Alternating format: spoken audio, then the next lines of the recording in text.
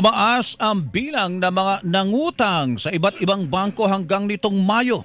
Batay sa datos ng Bangko Sentral ng Pilipinas, umakyat sa 11.3% ang pautang ng mga Universal at Commercial Bank mula sa 11.2% noong Abril. Sinabi naman ng Credit Information Corporation o CIC na nangangalap ng mga credit data sa bansa. Sa ngayon ay umaabot na sa 54,000 pesos ang average na outstanding na utang kada credit card sa Pilipinas.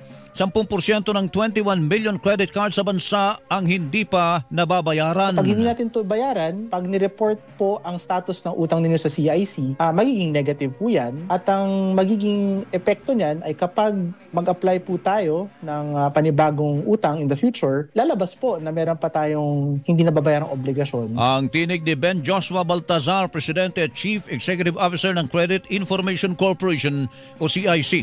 Ayon naman sa isang financial literacy advocate, problema sa bansa ang hindi responsableng paggamit ng credit card. At dahil dito, pinayuhan ng mga may-ari ng credit card na huwag mag-swipe ng credit card upang hindi magpatong-patong ang inyong utang.